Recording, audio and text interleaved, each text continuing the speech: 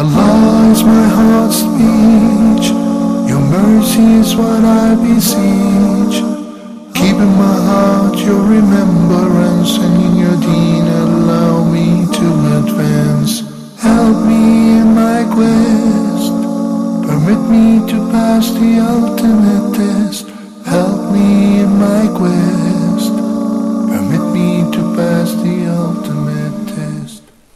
Assalamu alaikum wa rahmatullahi wa barakatuh. Bismillahir Rahmanir Rahim. Alhamdulillah. Wassalatu wassalamu ala nabiyyihi wa mustafa Sayyidina Muhammadin wa ala alihi wa sahbihi wa man walah wa ba'd. I praise Allah alone and I send the best peace and blessings upon His most beloved Prophet Muhammad sallallahu alayhi wasallam.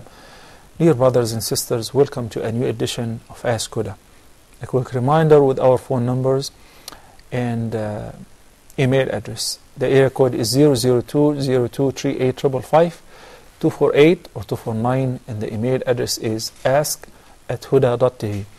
Thank God we don't have any pending questions from the previous live show, yet we have a long list of emails which I'll begin by tackling some of them until we get your live calls, inshallah. The first question is coming from Sister Wahida. She said, Assalamu alaikum, my question is it haram to communicate to people on the internet? The answer is no, it is not haram, as long as there is no violation, such as communicating with the opposite gender unnecessarily. What do you mean unnecessarily? I mean when a boy and a girl chat online for the sake of chatting, trying to get to know one another, exchanging photos, pictures, and hobbies and all of that. There is no reason for that. A man may try to get to know a woman who is not his mahram with the intention of pursuing her in marriage. And the opposite is true with regards to a girl who's trying to know a man.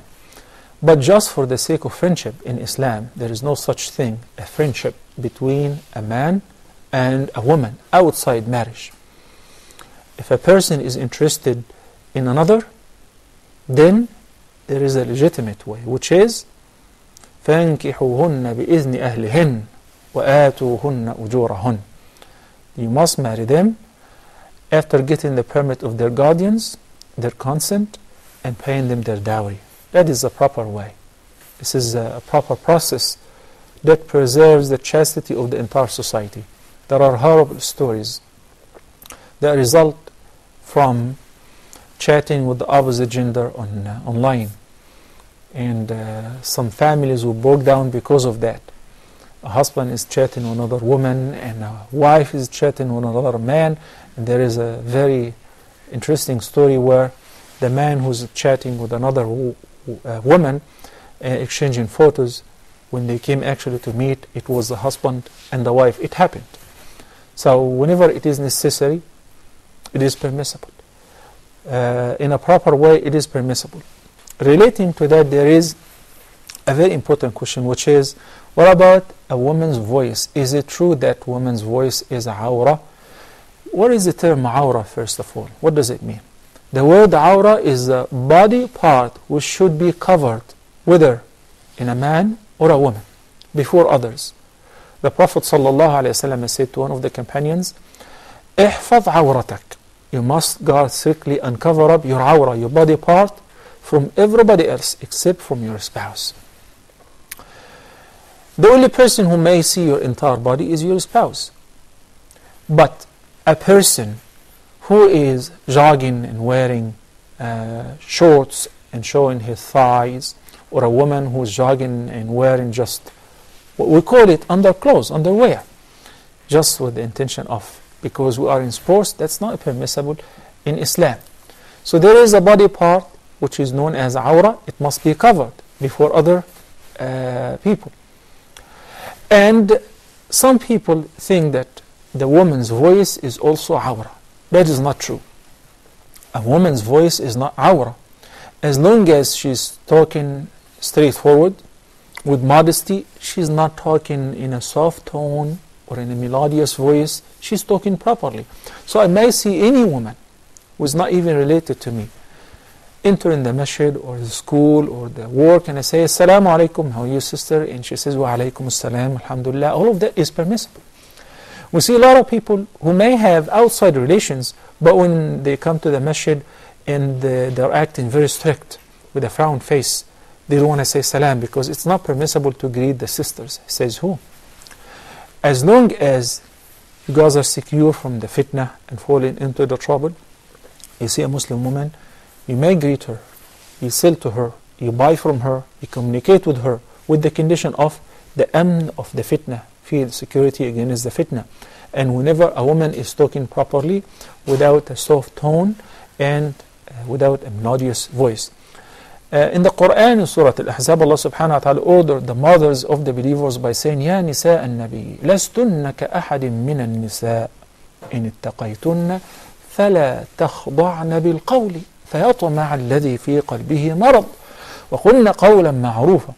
What is prohibited, as it is presented in this ayah, to the mothers of the believers?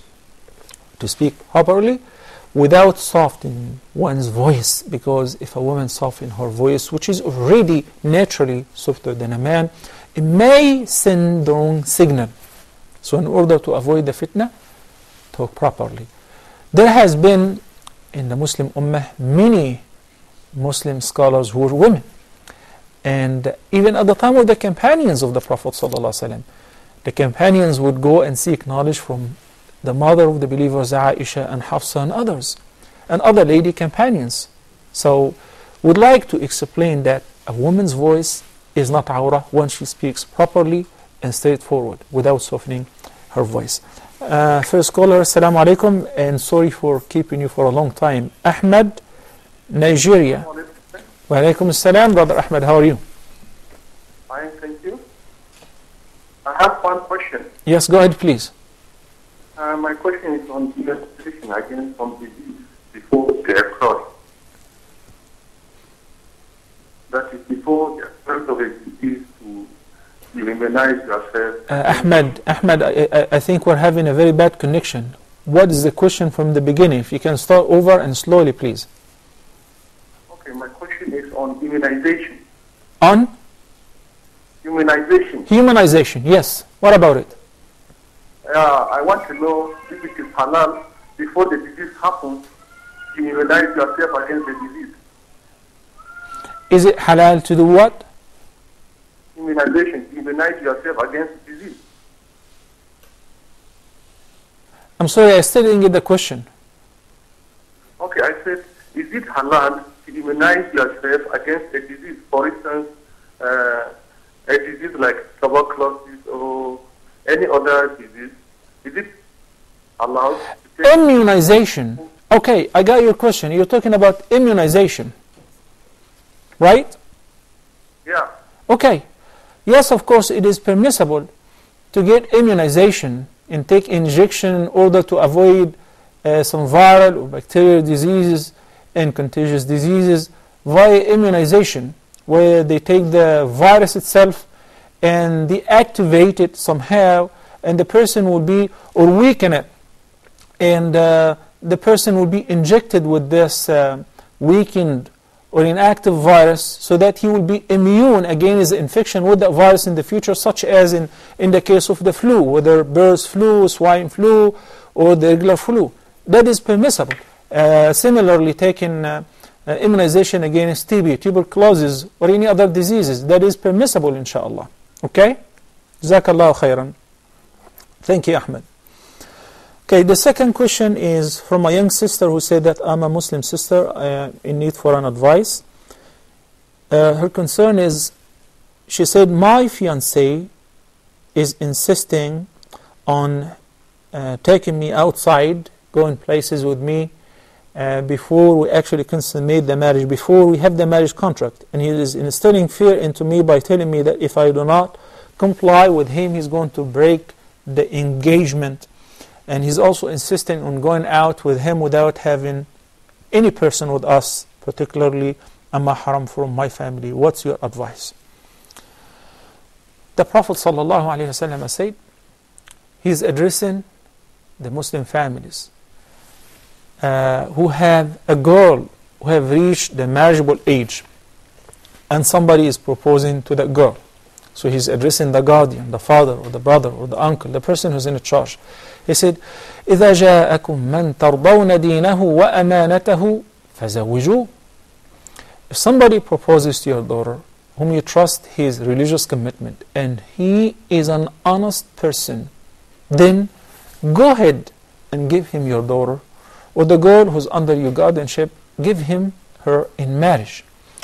So the qualities based on I give my daughter to somebody in marriage is the religious commitment and the amana. This person is not a trustworthy person. He either does not know the religious rules and regulation in this regard, or he knows and he neglects them. And in both cases, such person is not qualified nor eligible to give him my daughter in marriage. So I would advise you that do not hesitate to break up your engagement with him. Do not let him instill fear into you that he's going to break up an engagement. No, he does not deserve you. If he does not know Allah's rights in this regard, and he does not fear Allah subhanahu wa ta'ala, I don't trust him in the future. What is he going to do? Okay? And if you're afraid that it might take a long time before you get somebody to knock on your door or propose to you, you got to trust Allah subhanahu wa ta'ala that it is indeed Allah is Ar-Razzaqu Dhul Quwwat al-Mateen. Marriage is like food and drink, like life and death is a provision. And whatever is decreed for you in your provision, sooner or later you will get it inshallah on the proper time. Assalamu alaikum. Abdullah from United Arab Emirates. Assalamu wa rahmatullahi wa barakatuh. I am a registered Muslimah. I am from Middle Europe. I am married to an Indian man. I have now 3 kids. I am second wife. And now raising up in the family very serious problems and fights with my husband. And it is causing very much trouble for the children also. But actually this is very personal things. I don't know, I need your help. Can you help? Yes, of course. Because Allah subhanahu wa ta'ala said that in case that you fear shiqaqa baynihima فَابْعَثُوا حَكَمًا مِّنْ أَهْلِهِ وَحَكَمًا مِّن أَهْلِهَا. So Allah subhanahu wa ta'ala presented the solution in case of fear of breach or a breakdown in the relationship between the couple. Normally we're supposed to have an arbitrator from your family and another from his family. You said that you're a new Muslimah, so if you don't have a representative or a family member to speak on your behalf, to communicate with the husband to see what's wrong exactly, then we will resort to a trustworthy person, even he's not related to you, such as a local imam. And since you're calling from United Arab Emirates, I would advise you to contact Dr. Salim Al-Amri from Abu Dhabi, and I believe he would be more than happy. Dr. Mamdouh also is currently in Dubai. He would be happy to assist you if you contact the brothers and sisters at the Kalima or the Huda sisters. You will find many people who are willing to help. We can never solve any problem, such marital problem, on air, or hear the disputes from both sides or from one side on air. So I advise you to contact these centers or these brothers, and inshallah I'm very certain they will be more than happy to assist you, and may Allah protect you and maintain your marriage life properly. Ameen. Assalamu alaikum. Brother Ali from United Arab Emirates. Assalamu alaikum. Wa alaikum assalam wa rahmatullahi wa barakatuh, Sheikh. How are you? Wonderful. Alhamdulillah. Shukrullah. Okay, Sheikh, I have a question. It's regarding Hajj. Can people such as like they're teenage, like 15 or 14, can they go to Hajj? Like is it like they just want to go for the experience? Like I know it's not further on them, but if they just want to do it, like they just want to go for it. Of course, Ali, even younger than that, as long as they understand what's going on, even though it is not mandatory, rather it will be voluntary for them, it is also recommended. I'm planning on taking my very young kids to perform Umrah, and if it is possible, Hajj. Why not? Having this wonderful experience is a great thing. But when you say kids at the age of 15, the age of 15, that matches the puberty age. So if such child did not really experience any of the physiological nor the physical symptoms or signs of puberty, such as growing the pubic and the underarm, deepening the voice for a boy, and similar signs with regards to the girl, the scholars said that if they do not experience any of that, then by age, if they reach the age of 15, that means they have attained the age of puberty. So that counts as Hajjatul Islam if they do. And also, by the way, if somebody accompanies his kids with him to perform Hajj, and on the day of Arafah, they reach the age of puberty, such as a girl experiences her menses, it's a good thing, and it's a troubling thing sometimes. It's a good thing because now this Hajj, after it was, as it started voluntary, now it has become Hajjatul Islam. By that, she has performed, if she would resume on, continuing the manasik of the Hajj and does it properly, this Hajj will count as fulfilling the fifth pillar of the deen, because she attended the day of Arafah while she was considered in Islam as baligha, equal to the word adult, reached the age of puberty. Okay? Even though many sisters get very sad and upset if they experience the menses during Hajj, but this is something that Allah subhanahu wa ta'ala ordained on all the daughters of Adam, and it's not in our control to stop it. But that does not diminish the reward of their Hajj or Umrah. They perform everything that the Hajj would do except for the Tawaf and entering Al-Masjid Al-Haram. They have to postpone that until after purification. Okay. Jazakumullahu khairan. Thank you, Ali and Abdullah and Ahmed. Sister Zainab from Nigeria has a question about, it's also pertaining the Ihram, Hajj and Umrah. She said, is it permissible for women to wear underclothes while in a state of Ihram? Of course it is permissible. As a matter of fact, the Ihram of a woman is entirely different in the outfit than the Ihram of a man. Because a woman must cover up her entire body, in the Ihram she must cover the entire body properly except for the hands and the face. The Ihram of a woman is in her face and hands.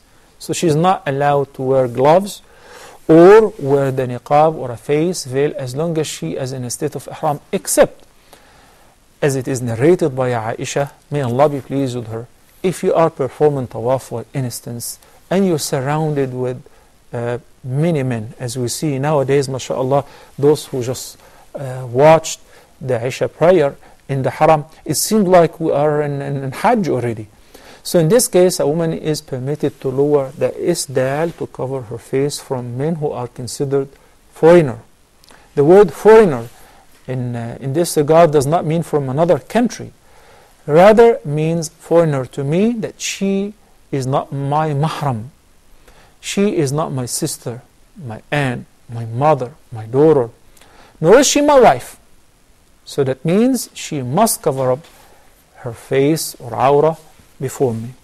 So a woman during the state of Ihram dresses up in her regular everyday clothes, and she avoid wearing tight clothes or revealing outfit or see-through or anything that may attract the attention of those who are around her.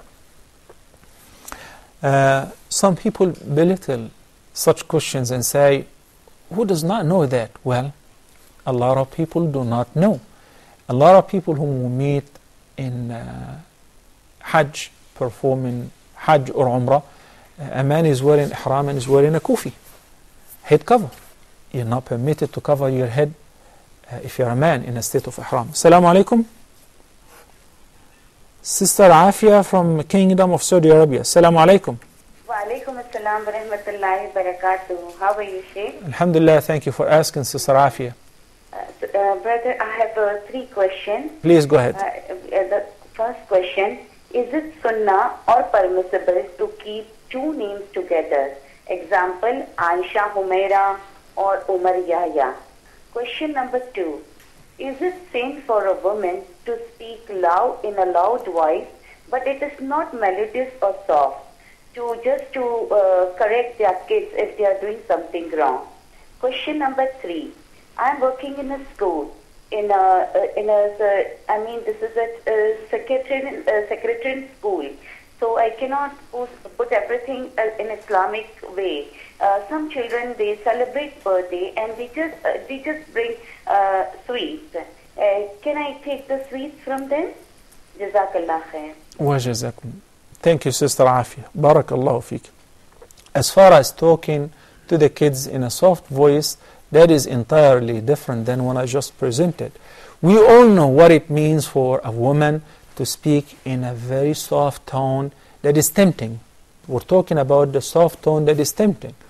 But it is natural for a woman to speak in a soft tone, not in a tempting tone.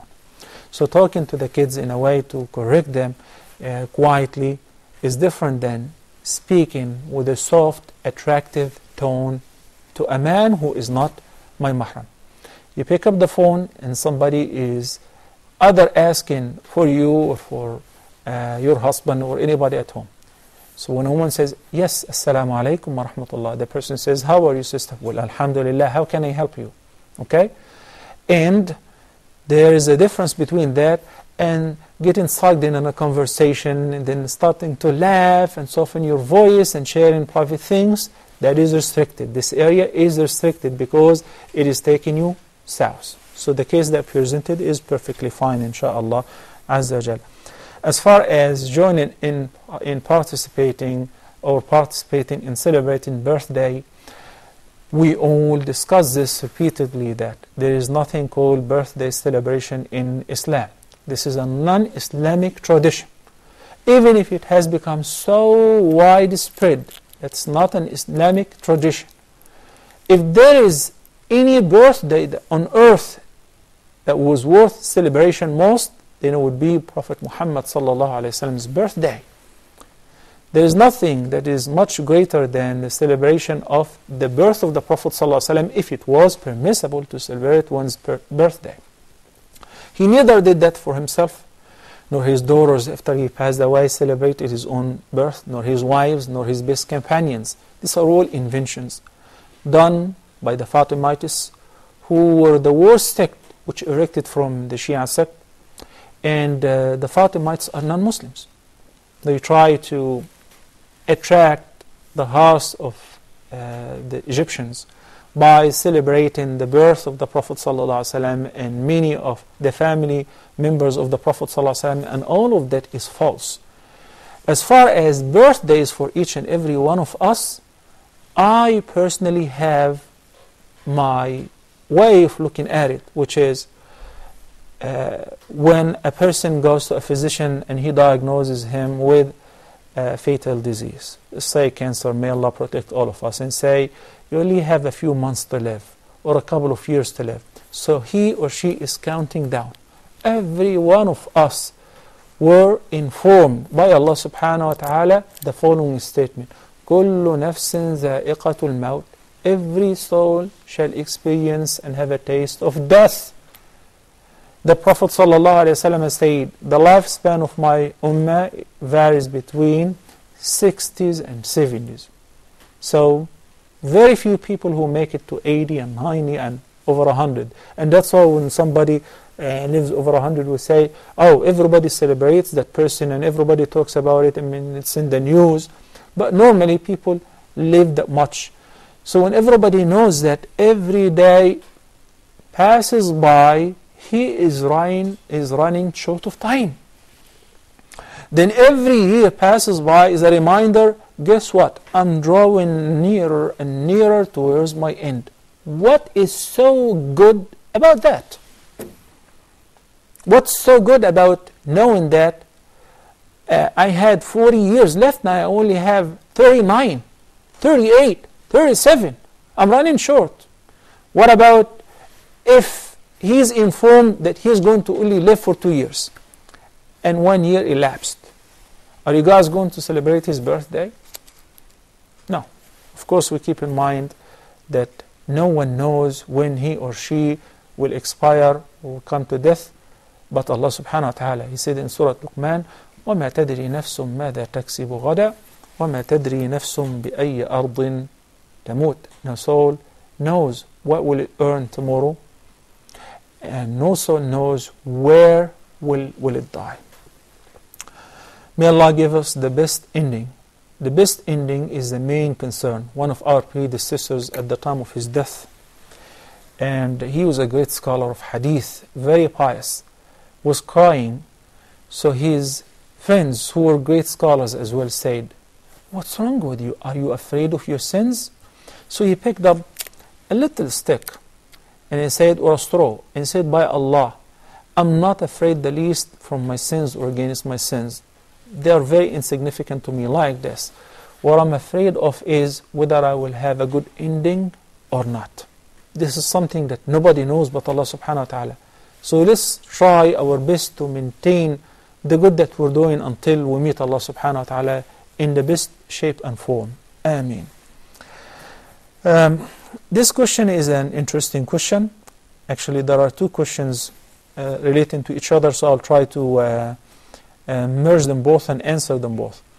The question is from one brother who says, "I would like to know whether a Muslim can work in a conventional bank as a financial analyst in a department or a project finance. Also, I would like to know whether I can work with this bank who deals with both Islamic and conventional banking functions, especially in," and he named some Muslim country. It is not the Muslim country which determines whether this bank is Islamic or conventional, even if you name a bank in Mecca or Medina. It is not where it is. Rather, it is the contract that you sign on when you open an account with this bank. What kind of policy do they follow? And to get more answer on this question, let me take this phone call, then inshallah I'll explain furthermore. Assalamu alaikum. Sister Aisha from Nigeria. Assalamu alaikum, Sister Aisha. Alaikum assalam. Please, I have a question. Go ahead, Sister Aisha, please. I've been hearing people saying that if you eat fish and drink yogurt or milk at the same time, it is a hadith of the Prophet that it can cause leprosy. So I want to know if it is true or if it's not. This is an Arabic false rumor. I don't know how it reached Nigeria, but anyway, that's not a hadith. Okay? That's not a hadith. Okay, and my second question is shaving the eyebrow or shaving it all halal or haram in Islam? Neither one is permitted. The Prophet ﷺ said, "May Allah curse the one who blocks the eyebrows." And by the way, that prohibition applies to both men and women, even though the hadith exclusively talks about feminine or women, because it is most common amongst women. But even when men do it, it is not permissible as well. May Allah guide us to what's best. So, as far as the bank, the brother said it's in this country, this is not what determines whether the bank is an Islamic banking system or following a conventional way, non-Islamic way. I remember once when I was a student in Al-Azhar University. Let me take this phone call first. Assalamu alaikum. Brother Abdullah from Qatar. Assalamu alaikum. Abdullah from Qatar. Assalamu alaikum. Wa alaikum assalam wa rahmatullah. How are you, sister? Alhamdulillah. My question is, I heard from an Islamic source that Adam alayhi salam met Hawa at Arafah. How far this is true? Because we have never come across such a thing. Okay. And my other question is like I've heard that people saying that if you say Qul huwallahu ahad 10 times, you have a house in paradise. I need to know how far this is true as well. Okay. Jazakallah khair. Wa jazakum. Thank you, Sister Abdullah. I was saying with regards to the banking system, when I was let me just finish the story, inshallah, and I'll take the following phone calls. They opened a branch for a national conventional bank in Al-Azhar University. And the sign says, the branch of Islamic transaction. So out of curiosity, I went and I visited with the manager and I asked him, what does it mean? He said, yeah, we deal here according to Islamic rules and according to the Sharia. At the time, the regime was oppressing the Mufti and the Grand Sheikh of Al-Azhar and others to give an issue fatwa that the bank interest is lawful, which many scholars unfortunately complied with them. May Allah pardon us and keep us steadfast and strong. So I said, don't you think by hanging this sign which says the Islamic transaction branch, this is an indication that other branches of this national bank are not Islamic and other transactions are not Islamic, are not Sharia compliant? He smiled to me and he said, well, we're only trying to please the customer, but by the end of the day all the money will be deposited in the same safe. Whether you choose to deal with the Islamic branch or the conventional branch, by the end we dispose the money in the same way, we invest it the same way, but some people like to be deceived. This is what he almost said. Some people like to get their interest in a different way. So I recognize from that this is similar to what the Jews did when Allah subhanahu wa ta'ala forbade them from fishing on Saturday. Then, in order to turn around this prohibition and cut corners, they caught the fish on Saturday, they kept it in the nets, then they picked it up on Sunday. Accordingly, Allah subhanahu wa ta'ala cursed them and punished them. You cannot trick Allah subhanahu wa ta'ala. If you know that this bank, which has an Islamic branch for Islamic transaction, is dealing actually un-Islamically, and its dealing is not Sharia compliant, then it is neither permissible to deposit or open an account there, nor is it permissible to work at such bank, even in the Islamic branch section. I will still continue to talk about that after we take a few phone calls. Assalamu alaikum. Brother Amir from United Arab Emirates. Assalamu alaikum. Wa alaikum salam wa rahmatullahi wa barakatuh, Sheikh. How are you? Alhamdulillah, shukla. How are you, Brother Amir? Fine, alhamdulillah, Sheikh. Sheikh, I have two questions. Please go ahead. Question number one is regarding the beard, trimming the beard. Yani, if I have a beard longer than what you have, mashallah, and after some period of time I have to trim it to reduce it, the size, will it affect my thinking over sunnah, or it will not? My second question is that, like you mentioned, like the last caller sister, she asked about the eyebrows, especially. Like my wife, her eyebrows is thicker, like 1.5 inch. If she didn't. Brother Amir, if you allow me, I would prefer to present this question in a different way, such as, what about if somebody, I would not be choosing to speak about my personal family. I mean, that's my way. So I would say, somebody has this condition. What is the case? Yeah. Go ahead. She has this condition. Yeah. Like if she has eyebrow about 1.5 inch thicker, if she didn't trim it.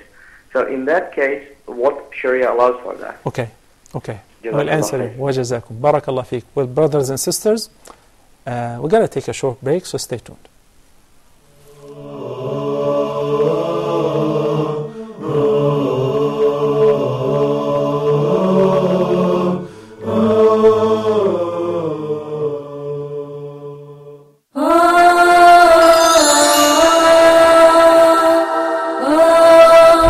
In your standpoint of view, are there specific or certain criteria to choose your spouse or your partner, to marry or not to marry? Maybe that's the question. Do we revise the quality of performance of our treatment between the family members as fathers or mothers? As they say usually, it's not what you say, it's how would you say it. Wouldn't you like to be a good storyteller for your kids? Neurobiologically speaking, child abuse and emotional trauma causes scars in the brain of the child, and this might be not easily healing. What's the exact job description of a father? Is it clothing, payments, and feeding, or other important things? Well, I think the job description of a father is merely giving him love and care, self-confidence, giving him sense of security, and checking for the points of strengths to stress on them. What about potty training and its planning? Oh yeah, actually it's a state, it's a condition. Fatherhood is not a body or a person, it's a state. Are you a good or skillful designer for the policy and the long-term plans of the life of your kids? Join us every Wednesday for family issues.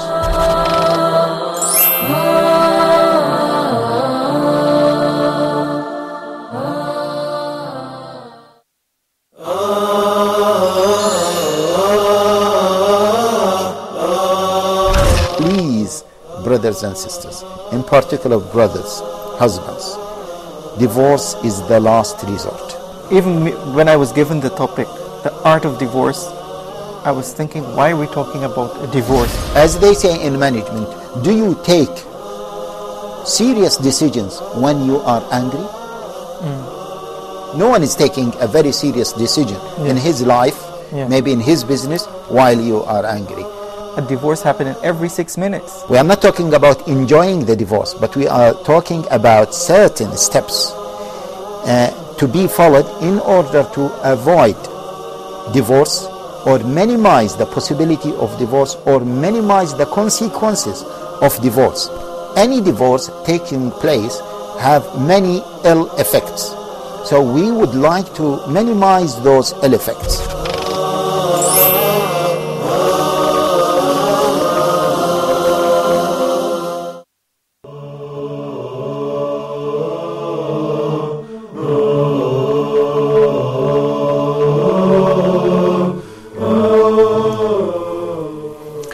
Assalamu alaikum wa rahmatullahi wa barakatuh, and welcome back. Abdullah had a few questions. The first question was pertaining the reason behind naming the mount and valley of Arafah with that name. She said she heard from some Islamic sources that it is because that Adam and Eve met on earth after they have been expelled or sent down from heaven in Arafah. There are many stories that talk about why Arafah was called in this name. Some say that because people get to know one another during Hajj, some because Jibreel alayhi salam took Ibrahim in a tour and he taught him how to perform. He said Araft, he said Araft, I knew, and all of that.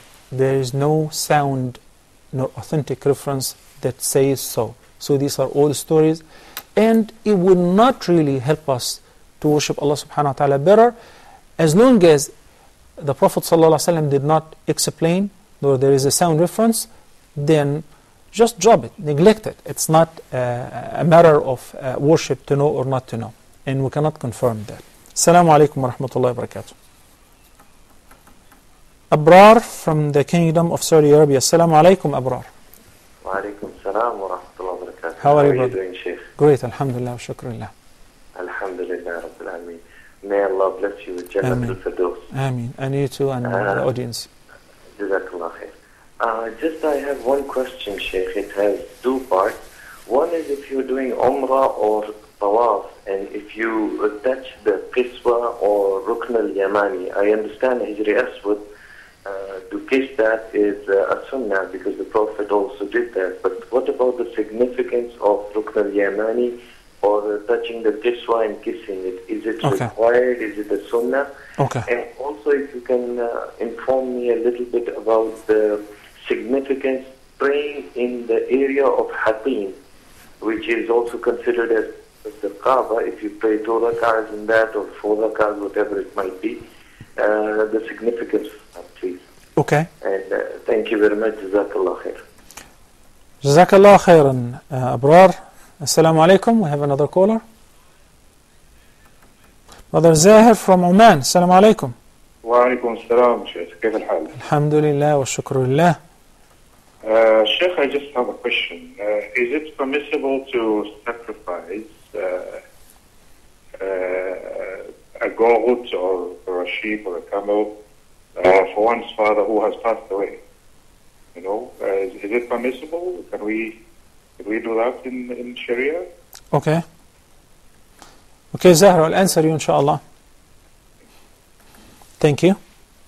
Okay, Abdullah, reciting Surah Al-Ikhlas 10 times, you get a house built for you in paradise. What is reported from the Prophet ﷺ that he said, would it be too much for any of you to recite the entire Quran on every single night or on a night? They said, we don't think we can afford that, O Messenger of Allah. So the Prophet ﷺ said, recite Qul huwa Allahu ahad 3 times, because Qul huwa Allahu ahad is equivalent to 1/3 of the Quran. If you recite it 3 times, that is similar to reciting the entire Quran as far as getting the words. So that's why it's recommended to recite it on every single night, along with al-mu'awadat, of course. I have no confirmation nor source. I do not recall a hadith that says reciting Qul huwallahu ahad 10 times will build a house for you in paradise, and that to be verified inshaAllah Azza Jal. Brother Amir, 2 things. Trimming the beard, discussed over and over and over and over. The Prophet ﷺ grew his beard, did not take any part of it. It is narrated that some of the companions during Ihram and Tahallul, such as Abdullah ibn Umar, used to trim his beard. So the khilaf or the dispute is there. And of course the best is to stick to what the Prophet ﷺ did. Those who say it is permissible to trim, and they relied on the actions of some of the companions, particularly Abdullah ibn Umar al-Khattab, may Allah be pleased with him, and his father. We do not object to them as well. So we present the sunnah and the concession of the actions of some of the companions. The eyebrows, plucking the eyebrows is always prohibited, except in case that it is really causing trouble for the man or the woman in seeing, such as if they're very thick and the measure that you're given is kind of very big. I don't know if you're talking about the width or the length, but anyway, if it is lowered over the eye, then in this condition it is permissible to remove the part which is causing a distraction in seeing. If in a case of a woman, if the eyebrows are connected and they're causing the image of a woman to be really ugly, in this condition it's permissible to remove that part. But thinning the eyebrows or blocking the eyebrows in order to beautify oneself is considered changing the creation of Allah subhanahu wa ta'ala. This is something that some people, when they ask about it, it's like a matter of life or death. People are used to that, either ask their spouses to do it or their spouses do it all the time, sisters or ladies or even girls who are not married yet. It's like this is a routine, a part of our life. Allah subhanahu wa ta'ala tests us in whichever way or form or fashion that He desires. It's a test. Allah subhanahu wa ta'ala ordered us not to change our creation in any form or shape. This is similar to going to have an operation, a cosmetic surgery, to thin one's nose or straighten it, or to do some alteration in order to beautify one's appearance.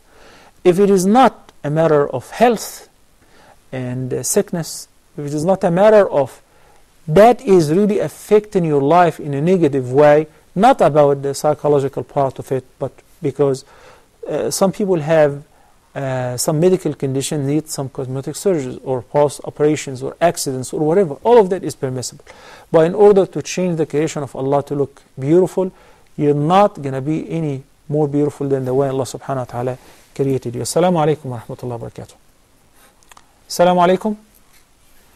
Ramla from Nigeria. Assalamu alaikum, Sister Ramla. Wa alaikum assalam. How are you, sister? Wa alaikum assalam. Good evening. Good evening.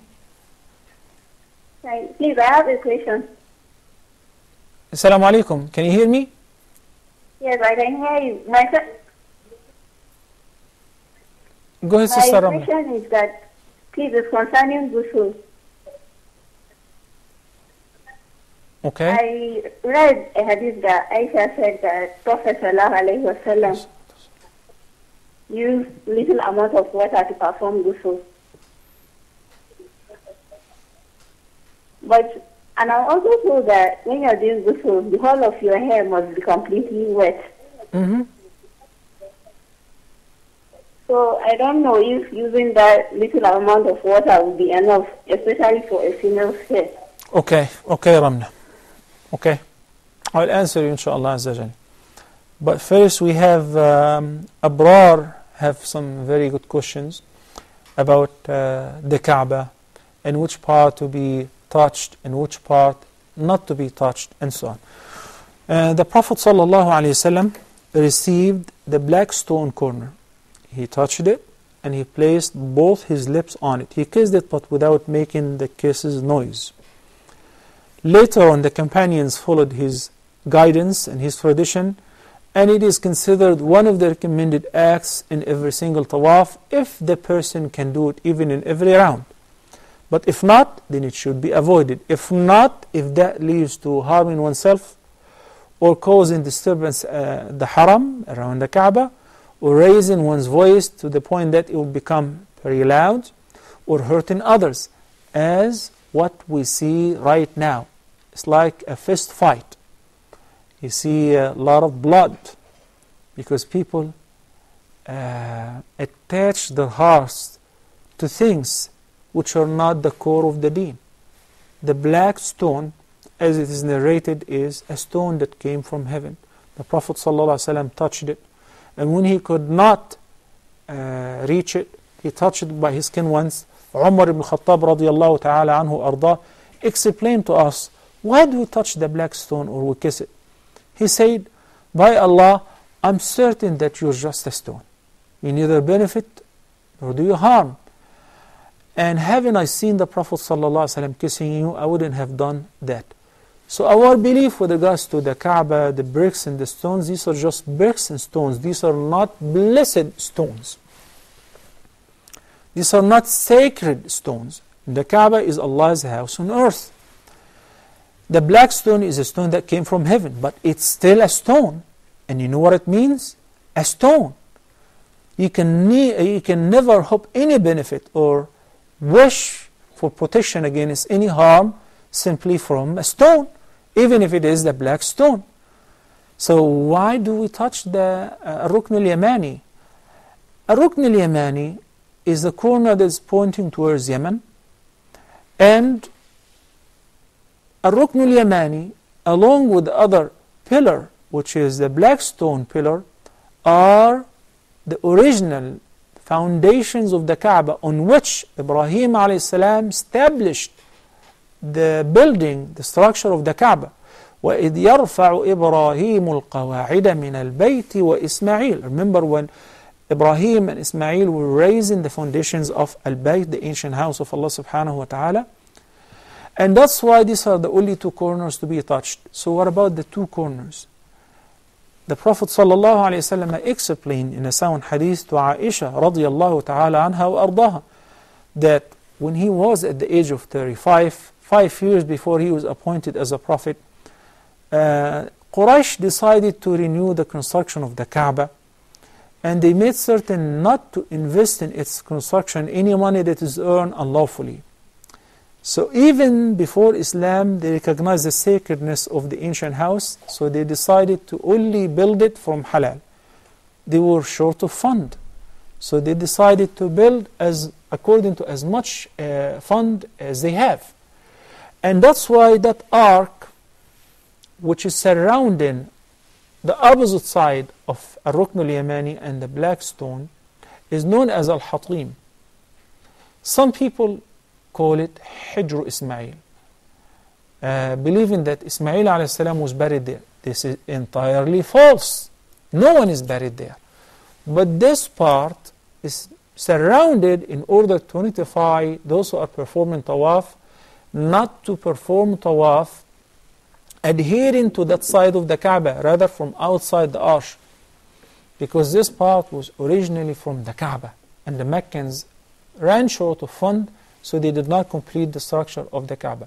The Prophet ﷺ said, because that will answer a question in the mind of many people now, Saudis are very rich, they have a lot of money, couldn't they just build the Kaaba even one brick of silver or one brick of gold, let alone completing the construction of the Kaaba? He said, "O Aisha, if it is not that people are new to Islam, I would have reconstructed the Kaaba and built it on the original foundation of Ibrahim." But he did not want to cause any confusion, and that's why he let it to be as it was. We're following the same footsteps and guidance that the Prophet ﷺ decided.